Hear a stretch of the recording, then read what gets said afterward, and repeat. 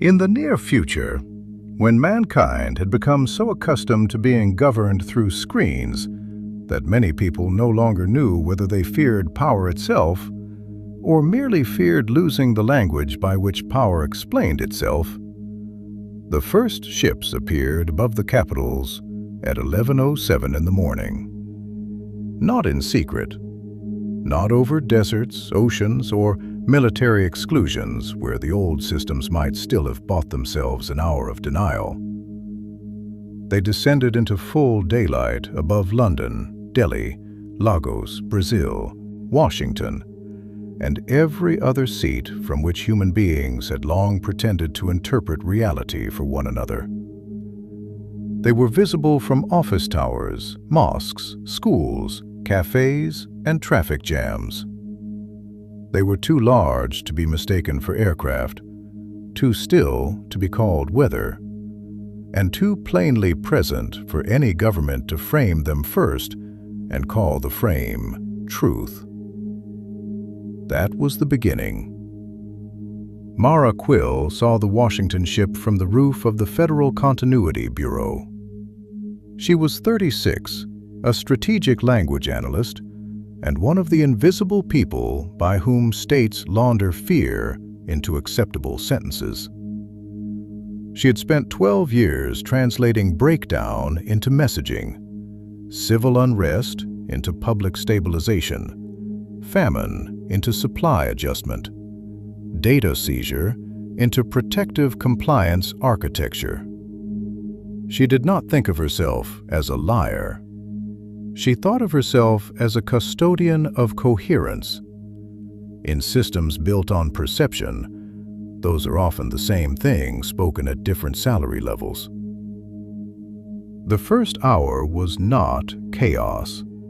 That was what frightened Mara most.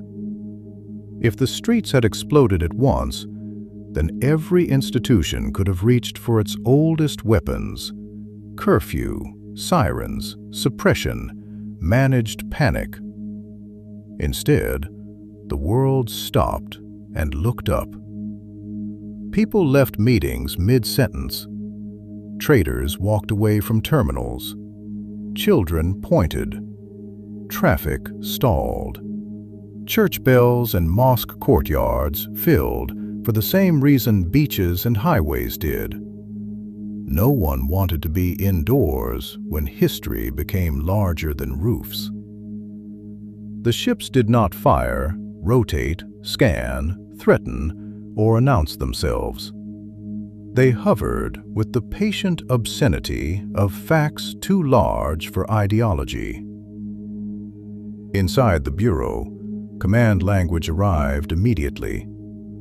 Stabilize narrative, secure channels, delay unauthorized interpretation, prepare coordinated reassurance statement, discourage mass theological contamination, prioritize continuity of civilian confidence. Mara read the directives and felt the old machinery come alive around her. The event itself had not yet become violent, but the systems had. Not outwardly, inwardly. Every ministry, presidency, military council, intelligence office, and corporate media board on Earth had understood the same thing in the same minute. If the species could see something together without permission, then power might lose its monopoly on explanation. That was the first crisis. Not the aliens. Meaning. By noon, governments had tried 3 strategies. First, denial, where denial was still psychologically possible. Then, containment, where denial collapsed. Then, appropriation. Mara helped write the appropriation draft for North Atlantic release. It described the ships as non-hostile phenomena under active sovereign review and reminded the public that all legitimate contact interpretation must proceed through recognized institutional channels for species-level stability. She knew, while polishing the final sentence, that it meant this: do not let the naked fact enter your mind except through us. The attempt failed before the hour ended. In every capital, the ships altered. Not shape, relation. A pale field spread beneath each hull and turned the air under it into something like luminous rainfall. Phones recorded it. Live streams multiplied. No one heard words exactly, yet no translation desk on Earth could prevent the same impression from forming across millions at once. An invitation to witness rather than obey. The field did not address presidents, ministers, generals, or priests first. It addressed whoever stood beneath it with an uncovered face. That was the deeper insult to the systems of Earth. The visitors had arrived in a way that made hierarchy immediately inconvenient. Religious channels reacted first, with speed enough to reveal how close panic and certainty have always lived. Some called the ships angels, others deceptions. Some declared fulfillment, others contamination. Markets lurched. Militaries dispersed aerial units and found that every approach vector ended the same way: instruments failing, pilots weeping or laughing, or reporting impossible feelings of childhood scale, as if the mind had been informed all at once how small its nation truly was. No weapons were fired successfully, not because the ships destroyed them, but because command chains began fracturing before authorization could harden into action. By dusk, the social order had split into recognizable species of fear. Some gathered in prayer, some in celebration, some in riot, some in front of supermarkets, some in front of screens, begging institutions to tell them what to think quickly enough to keep reality from widening further. The most dangerous were not the terrified. They were the managers. Every system that depended on controlling interpretation now faced its extinction condition. Human beings looking at the same overwhelming fact and beginning to suspect that the old authorities might never have deserved the inward authority they had been granted all along. Mara spent the night in the Bureau's secure language room while the city below remained awake. Through the window, she could see the ship over Washington, broad as a district, silent as judgment, and lit from within by slow geometries that made every monument underneath look suddenly provincial. Around her, directors argued over protocol. One faction wanted martial framing.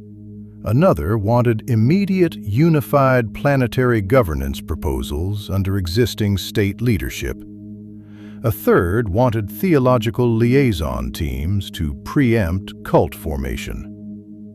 No one asked the simplest question with sincerity. What if the first thing humanity needed was not control, but honesty? At 2:13 a.m., the signal came. Not to the presidents, not to the war rooms, not to the markets, to every open civic display on Earth. Transit boards, advertising skins, ministry walls, school monitors, phones, rooftop projections, and dead televisions flickering in shop windows, all filled at once with one moving image. Earth, from far above, ringed not by fleets, but by what looked like pathways of light threading outward into darkness. No language appeared, no symbol identified sender or intention. Yet the meaning was hard to avoid. Humanity was being shown not conquest, not judgment, but context. A species that had spent millennia arranging itself into prisons of nation, race, class, doctrine, and managed fear was being shown, without flattery, that none of its internal systems constituted the horizon of intelligence. The Bureau called it psychological intrusion. Mara called it the first accurate scale adjustment in human history. The next order from above her rank was blunt enough to end whatever neutrality remained in her. The Continuity Board authorized blackout authority, full infrastructure throttling, and selective disruption of civilian relay clusters spreading non-state interpretations of the event. In private language, this meant they were willing to plunge sections of their own population into controlled confusion rather than allow unmediated common witness to continue. The systems of Earth had looked up, seen something greater than themselves, and their first instinct had not been humility. It had been to dim the species back down to a size they knew how to govern. Mara understood then that the story had turned. The aliens were not the danger the state feared most. The danger was that ordinary people, seeing together, might discover how much of their obedience had always depended on inherited smallness. She accessed the embargo vault. Inside were the internal psychological assessments from the first 12 hours. Officer refusals, clergy collapses, public cooperation surges across hostile borders, ceasefires spontaneously emerging where the ships hung over active conflict zones, and one repeated line from field analysts in 17 capitals. Population exhibiting destabilizing increase in mutual human identification. There it was, the real emergency. Not invasion, not contamination, not panic. People were beginning, under the pressure of the ships, to experience one another less as categories and more as co-witnesses. Systems founded on managed division found that prospect intolerable. Mara released everything.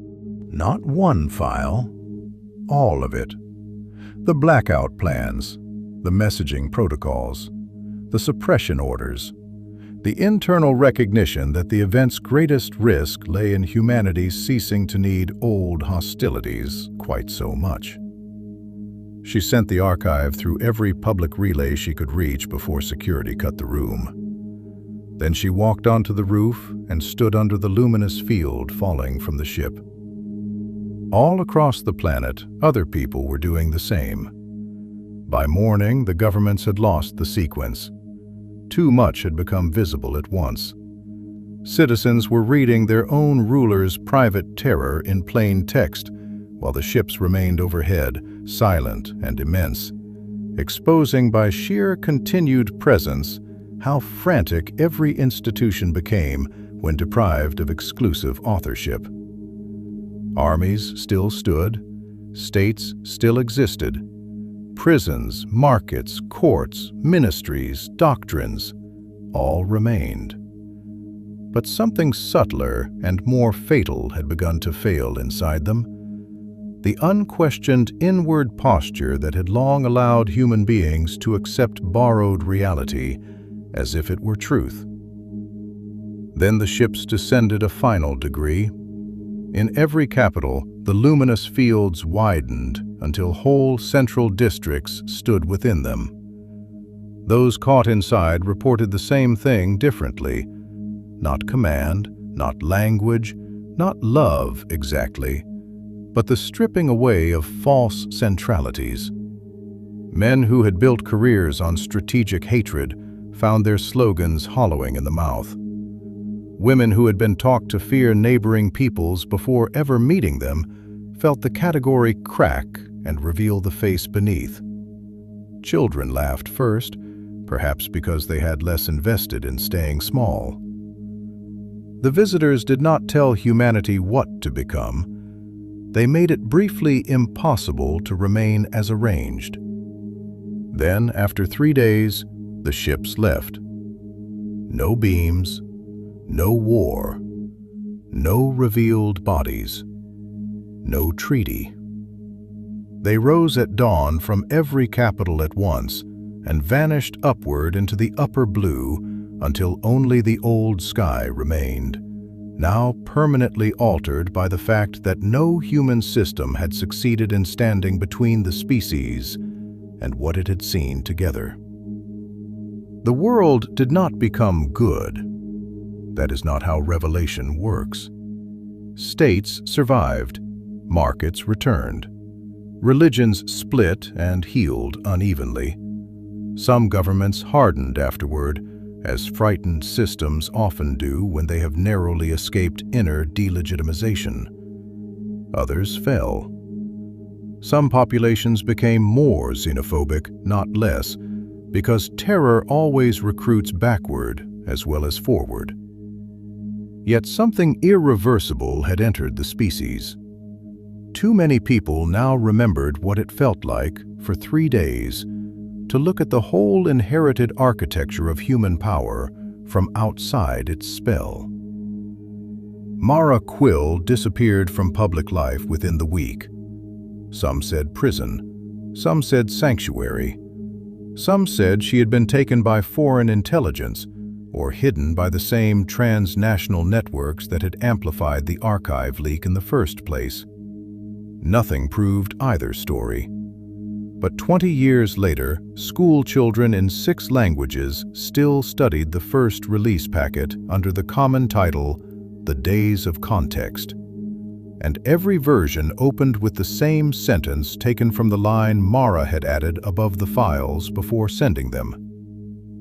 Any system that fears a shared human horizon more than an unknown intelligence has already confessed what it exists to preserve. For the oldest powers on Earth did not tremble because something alien had arrived, but because for one unbearable moment, mankind saw itself without the old cages and realized there might be another path of evolution besides fear, domination, and obedient division. And when the structures built on those habits felt their authority loosening, they revealed their truest face.